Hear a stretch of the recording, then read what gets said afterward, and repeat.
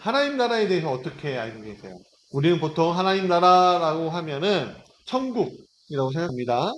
어떤 분들은 하늘나라라고 얘기합니다. 틀린 게 아니에요. 왜냐하면 복음서마다 표현과 강조점은 조금씩 다르지만 마태복음 천국이라고 하고 또 하늘나라라는 뜻이고요. 마가복음과 누가복음은요. 하나님의 나라라는 표현을 더 직접적으로 쓰기 때문에 하늘나라, 하나님의 나라, 하나님 나라 다 똑같은 편이다라고 생각하시면 좋을 것 같으세요. 그러나 이 표현들이 가리키는 핵심이 있어요. 하나님의 나라는 어떤 나라냐? 바로 하나님과 함께하는 나라다. 너무 간단해서 너무 쉽죠. 여러분, 대한민국이라는 코 있잖아요. 그 뭐예요? 한의 민족이다. 대한의 민족이 함께하는 나라야. 그게 바로 대한민국. 여러분, 하나님께서 왕으로 다스리시고 하나님의 뜻이 이루어지고 하나님 안에서 참된 생명과 평강과 기쁨을 누리는 나라. 그 나라 하나님의 나라다라고 이야기합니다. 그런데 우리는 하나님의 나라를 생각할 때 때로는 죽어서 가는 나라로만 생각할 때가 많다 이거예요. 죽음 이후의 삶을 우리는 내세라고 부르죠. 사실 사람들은 오래전부터 죽음 이후의 삶을 생각했습니다. 그래서 그 삶을 보장받기 위해서 굉장히 많은 노력을 했어요. 우리가 아는 이집트 가면 뭐가 유명해요? 그렇죠. 피라미드가 그거예요. 또 중국에 가면 진시황릉, 고인돌, 우리나라 고인돌 많잖아요. 그것도 그거예요. 내세를 위한 거예요. 불교에서는요, 내세를 근학이라고 불러요. 그러니까 죽음 이후의 세계에 대한 인간의 오랜 관심들이 있다는 거예요. 사람들은 오래전부터 질문했어요. 내가 죽으면 어디로 가지? 죽음 이후에 삶이 계속되는 거 맞아? 지금 이 세계에서 복을 누리지 못했는데 이 복을 내세에서는 누릴 수 있는 거야? 아니면 내가 지금 이만한 복을 받고 있는데 내세에도 똑같은 복을 누리고 수 있는 거 맞아? 이런 질문들이 우리 안에 있다니까요. 우리도 장차 완성될 하나님의 나라, 영원한 천국을 믿고 소망하죠. 그러나 예수님께서 말씀하신 하나님의 나라는 단지 죽음 뒤에 가는 소망을 뜻하는 것이 아니다라는 게 오늘의 핵심이에요. 자, 오늘 본문에서 예수님은 이렇게 말씀하셨어요. 하나님의 나라가 같으니 믿으라. 나라는 먼 미래의 일로만이 아니에요. 가까이 왔다라고 말씀하셨어요. 다시 말하면 하나님의 나라는 내가 먼 미래의 어느 시점에 죽어서 가는 나라뿐만 아니라 지금 우리에게 다가온 나라다라고 이야기하신 거예요. 지금 회개하고 복음을 믿는 사람에게 열리는 나라, 그것이 바로 하나님의 나라다라고 말씀하신다는 것이요. 지금 하나님께서 우리를 다스리면 그때 시작되는 것이 바로 하나님의 나라다라는 거예요. 그러면 우리는 중요한 질문들을 좀, 하나님 나라가 뭐야?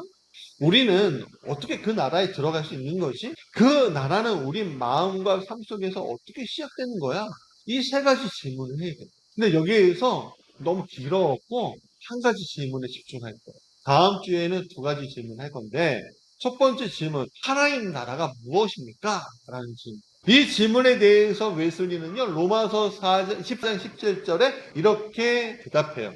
하나님의 나라는 먹는 것과 하나님 나라는 먹는 것과 아니요, 오직 성령 안에 있는 의와 평강과 희락이라 라고 말하고 있어요. 그러면 이 의와 평강과 희락이 뭐냐? 첫 번째, 성령 안에서 의에 대한 이야기를 좀. 성경에서 의는 단순히 착하게 사는 걸 이야기하는 것이 아니에요. 사람들이 보기에 저 사람 굉장히 바른 사람이네. 예배 자세도 좋아. 헌금 자세도 좋아. 이야, 삶이 마음하네. 너무 착해. 너무 선해. 이렇게 이야기하면 하나님 나라에 갈 수 있다 라고 이야기하자. 그렇게 이야기 들으면 하나님 나라의 사람이야 라고 이해하지 않아요. 의로운 사람이 아니에요. 의는 하나님과의 관계가 바르고 그 관계 안에서 하나님을 사랑하고 이웃을 사랑하는 마음으로 세워지는 것이다 라는 거죠. 우리가 지난주에 의에 대해서 배웠어요. 웨슬리는 이 의에 대해서 예수님께서 말씀하신 가장 큰 계명과 연결하고 있어요. 뭐냐면 가장 큰 계명이 뭐예요? 내 마음을, 목숨을 다하고 뜻을 다하여 주 너희 하나님을 사랑하라. 두 번째 또 있죠? 내 이웃을 내 몸과 같이 사랑하라. 저는 이것을 다하고 깊이 사랑하는 신앙이라고 부르고 싶어요. 뭐라고요? 다하고 같이 사랑하는 신앙이. 하나님 나라가 임한 사람에게는 하나님 앞에서 다하는 신앙이 생겨요. 하나님을 의무로 섬기는 것이 아니라 마음과 뜻과 힘을 다해서 하나님을 사랑하게 된다라는 거예요. 하나님 안에서 기뻐하고 하나님을 참된 복으로 삼게 된다. 여러분, 이게 느껴지세요? 내가 정말 다 할 수 있을까요? 같이 할 수 있을까요? 하나님을 사랑하는 사람은 이웃을 같이 사랑하는 마음을 근데요. 좀 어렵죠? 아니, 내가 편한 사람들은 할 수 있어요. 내가 사랑하는 사람은 좀 할 수 있지 않아요? 내 자녀는 내가 사랑할 수 있어요. 아무리 못된 짓거리를 해도 그래도 내 새끼 이야기한다요. 근데 이 사랑은 내게 유익을 주지 않아도 나를 거부해도 나를 때로는 힘들게 해도 나를 이해하지 못한 사람까지도 하나님의 공률로 바라보게 하는 사랑이다라고 이야기하는 거예요. 솔직히 쉽지 않죠. 아니, 예수님은 하나님의 아들이니까 가능하시죠. 근데 저는 하나님의 아들이 아니잖아요. 그렇게 우리가 변명할 수 있어요. 진짜 그렇게 사랑하면요, 제가 몸살 날 것 같아요. 아니, 나를 미워하는데 어떻게 사랑하래. 그렇죠? 그래서 우리가 이게 안 되니까 성령의 도우심이 절대로 필요하다라는 거예요. 내 힘으로는 다 안 돼요. 왜? 우리 안에는 죄의 관성이 아직도 남아있다는 거예요. 계속 죄로 향해서 가고자 하는, 사랑하지 않고자 하는 관성이 계속 가고 있어요. 가만히 두면 사랑보다 판단이 빠르죠. 국률보다 서운함이 빨라요. 용서보다 계산이 얼마나 빨라요. 우리가 그래요. 내가 저 사람에게 내가 어떻게 이럴 수가 있어. 내가 얼마나 참았는데 저 사람은 왜 늘 항상 저래. 저도요, 내가 받은 은혜를 100%다 감사를 표현하지 못해요. 그래서 내려놓게 됐어. 그러니까 성령께서 내 마음을 만져주니까 이해가 되는 거예요. 오히려 더 긍휼하게 볼 수 있는 거예요. 여러분, 우리 안에 올라오는 마음들이 있어요. 죄의 관성 때문에 올라오는 거예요. 그래서 우리는 항상 성령님께 마음을 좀 붙들어 주세요, 주님. 이렇게 말씀을 드려야 돼요. 성령께서 내 마음을 붙들어 주시면 우리는요, 내 감정에만 끌리지 않는 거예요. 내 안에 감정이 아니라 하나님의 긍휼이 점점 커지게 됩니다. 그러면 불가능했던 것들이 사랑으로 조금씩 변해가는 게 보여지고, 미워했던 마음이 긍휼의 마음으로 변해지는 것들이 느껴지는 거예요. 상대방을 정죄하던 마음이 그 사람을 위해 기도하는 마음으로 바뀌기 시작하는 겁니다. 그것이 바로 성령 안에 있는 두 번째는 성령 안에 평강이라는 게 있다는 거예요. 평강에 대해서.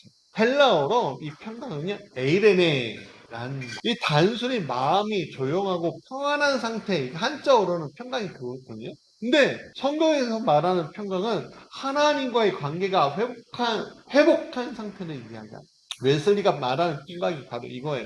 환경이 좋아서 누리는 안정감도 아니고, 문제가 없어서 생기는 여유도 아니고, 하나님께서 주시는 평강이, 이 평강은 죄사함을 받아 하나님과 화해한 사람이 더 이상 심판과 죽음의 두려움에 묶이지 않고 하나님의 사랑을 온전히 누리는 은혜다라는 거예요. 여러분, 우리가 하나님과의 관계를 회복하면 하나님을 알고 사랑을 누리고 하나님과 동행할 수 있게 됩니다. 근데 사람은 하나님 아는데 어떤 문제가 있냐면 하나님의 사랑을 누리고 사는 것에 너무너무 힘들어하는 거거든요. 오늘 우리가 가지고 있는 복잡한 게 싫어하고선 조용한 곳에 가는 게 평강이 아닙니다. 하나님께서 주시는 평강이 있어요. 주변이 아무리 시끄럽더라도 하나님과의 관계가 회복되면요, 우리는요, 마음이 평온할 수가 있어요. 주변이 전쟁이 나고 탄이 날라들어도요, 하나님과의 관계가 회복되면요, 평화가, 왜? 하나님이 나와 함께 하신다는 뜨거운 것들이 내 안에 있게 됩니다. 이상하죠? 그게 성령께서 역사하시는 거예요. 우리는 보통 조건이 좋아야 한다고 생각해요. 넓은 집, 한강뷰. 여러분, 한강뷰에서 넓은 집에서 살아가는, 외롭게 사는 분들이 엄청 많습니다. 그런 집에 사시는 분들이 왜 정신과에 가고 우울증약 먹고. 여러분, 얼마 전에 크게 문제된 사건이 있어요. 삼성전자이 프로포폴 있죠. 프로포폴 중독이 돼서 병원에 맨날 그거 마시러 갔다는 거 아니에요. 여러분, 이재용 회장이 우리는 진짜 지지를 못 살잖아요. 저는 애도 많았고요. 뭐 25평 아파트에 복작복작거려요. 여러분, 아무리 크고 아무리 환경이 좋아도요, 조건이 좋아도 평안하지 않는 게 있다니까요. 초가상단도 그대와 함께라면 행복하다는 노래 가사가 있잖아요. 여러분, 건강하면 평안할까요? 자녀와 잘 지내면 평안할까요? 사람과의 관계가 조용하면 평안할까요? 통장 잔고가 넉넉하면 평안합니까? 여러분, 하나님은요, 이렇게 얘기하세요. 너가 가진 걸로 살아가는 것이 아니라 너는 은혜로 살아가야 해. 세상이 평화는 조건이 좋아야 오는 거지만 우리가 그것을 다 취할 수는 없어요. 그럼 누가 주시는 평안을 우리는 가져야 돼요. 우리가 아무리 노력해도 할 수 없는 평안을 누가 주시는 평안으로 가져가야 돼요. 바로 하나님이 주시는 거 가져가야 되지 않겠습니까? 여러분, 우리가 세상에서 추구하는 그 조건들은 쉽게 흔들려요. 건강이 흔들리면 마음도 흔들리고요. 재정이 흔들리면 밤잠도 설치고요. 관계가 흔들리면 평안도 흔들려요. 그게 우리잖아요. 그러나 하나님께서 주시는 평안은 더 깊은 데서 오는 거예요. 상황이 완전히 해결돼서가 아니에요. 문제가 모두 사라져서가 아니에요. 하나님과의 관계가 회복되었기 때문에 사람은 겉으로 아무 문제가 없어 보여도 마음 깊은 곳에 두려움을 안고 살죠. 저도 마찬가지거든요. 제 마음 깊은 곳에 두려움이 있어요. 저 운전하는 거 별로 안 좋아해요. 항상 운전할 때마다 제 마음 한구석에는요, 죽음에 대한 공포가 있어요. 한 번도 큰 사고 내본 적도 없는데. 그래서 여러분, 제가 항상 장거리 운전하다가 집 근처에 오면 뭐라고 하는지 아세요? 하나님, 마지막까지 지켜주세요. 여러분, 내가 할 수 있는 게 별로 없다는 사실을 알아. 하나님이 주시는 평안이 있어야 된다는 거예요. 사람은 누구나 두려움이 있습니다. 죽음에 대해서, 심판에 대해서, 버림받은 것에 대한 두려움이 있습니다. 특히 죽음 이후에 나는 어디에 가는 거야? 라는 두려움이 있단 말이에요. 그런데 복음이 마음에 들어오면 성령께서 우리 안에 증거하시는데, 야, 너는 하나님의 자녀야. 너의 죄가 용서받았어. 너는 그리스도 안에서 하나님과 화해되었어. 그게 내 안에 들어오게 되면 그때부터 세상이 줄 수 없는 평화, 주는 평화, 막힌 담에 모두 허셨네가 우리 안에 오시는 거. 확신에서 오는 평화, 그 평강, 이것을 여러분이 누리시길 바랍니다. 성령이 주시는 평강이 여러분들의 것이길 간절히 원합니다. 세 번째, 성령 안에 희락이라는 게 기쁨이에요. 기쁨. 잠깐 웃고 지나가는 감정이 아니에요. 애들이 재롱 부리잖아요. 웃잖아요. 잠깐 그게 오는 그런 감정. 뭐 일시적인 게 아니에요. 커피 한 잔. 근데 기쁨도 있죠. 택배가 도착했을 때 또 기쁨이 있고 뭐 많아요. 우리에게 기쁨의 요소들이 있잖아요. 누가 하나 웃어주면요 너무 좋아요. 그런데 성령 안에 이보다 더 깊은 기쁨이 있다는 거예요. 그것은 바로 제3의 기쁨이고 하나님과 화해된 기쁨이고 내가 하나님의 자녀가 되었다는 기쁨, 장차 하나님의 영광에 참여하게 될 것이라는 기쁨이 있다는 거예요. 세상의 기쁨은 조건을 타죠. 좋은 일이 있어야지 기쁘고 좋은 일이 생기면 금방 사그라지고 사람의 인정은 기쁨을 주지만 그 인정이 사라지면 마음이 흔들려요. 하지만 성령께서 주시는 기쁨은 어디에 뿌리가 있어요? 바로 하나님께 있다는 거예요. 내 마음의 뿌리가 있는 것이 아니라 하나님께 그 기쁨의 뿌리가 있어야만 한다는 삶의 문제가 타지지 않죠.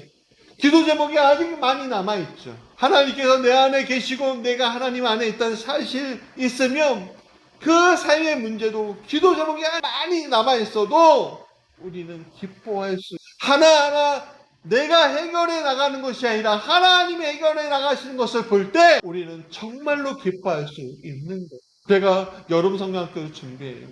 여름 성경학교 연합으로 하는데 59교회 하는데 몇 명이 올지 모르겠어요. 근데 재정은 얼마 없어요. 교회 재정을 하는 건 아니에요.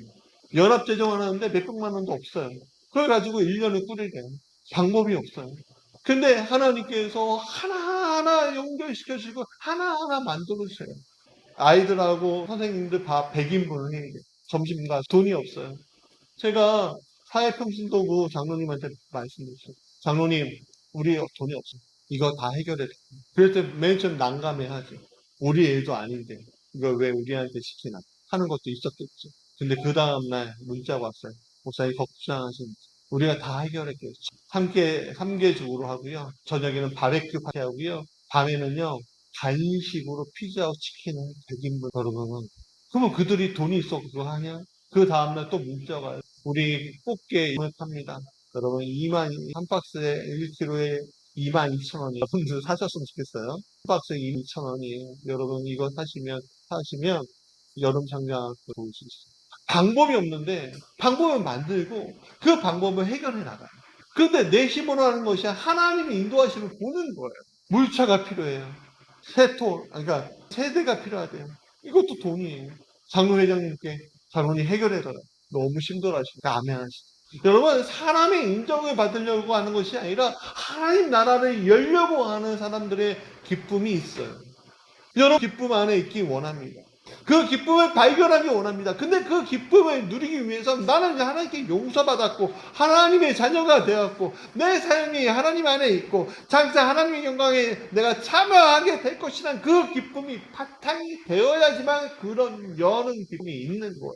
웨슬리는 이 기쁨을 단순한 감정으로 보지 않았습니다. 성령께서 우리 안에 이루시는 하나님의 열매로 보았다는 거예요. 하나님 나라가 임하면 기쁨이 생깁니다. 상황 때문이 아니라 하나님 때문입니다. 문제가 없어서가 아니라 하나님이 함께 하시니까 기쁜 거예요. 그래서 이것이 바로 성령 안의 희락이라는 것이죠. 여러분 하나님 나라를 죽어서 가려고 하지 마시고 지금 누리시기 바랍니다. 하나님 나라는 의와 평강과 희락, 기쁨이 이것이 우리 안에 이미 주셨어요. 단지 뭘만 시인하면 돼요. 내가 예수를 나의 그리스도라고 시인하기만 하면 주시는 기쁨이 있어요. 이 기쁨을 누리고 살아가는 것이 오늘 하나님과 내가 온전한 관계를 이루며 살아가는 거예요. 상황들은 똑같아요. 달라질 게 없어요. 근데 그 상황과 환경을 바꾸시는 하나님을 바라보시면서 하나님의 의와 평강과 내 스스로 하려고 하는 것이 아니라 하나님이 하셔서 기뻐하시는 것들을 여러분 경험하셨으면 좋겠다는 거예요. 우리 무지개 교회가 그런 경험들이 있는 사람들이 가득 차는 교회가 아니라 그 기쁨들이 가득 차는 교회가 되기 원합니다. 우리 성도님들 한 분 한 분들이 의와 하나님 성령 안에서 의와 성령 안에서 평강과 성령 안에서의 기쁨이 차서 이 안에 가득 차서 우리 안에 가득 차기 원합니다. 예수님 말씀하셨습니다. 하나님 나라가 이 가까이 온 하나님 나라 누리시는 여러분 되시길 간절히 원합니다. 또한 이 기도가 우리 것이 되기 원합니다. 주님, 내 마음을 다스려 주소서. 내 안에 하나님 나라가 임하게 하옵소서. 성령 안에서 의와 평강과 희락을 누리시는 성도님들 우리 무지개 교회가 되길 간절히 축원합니다.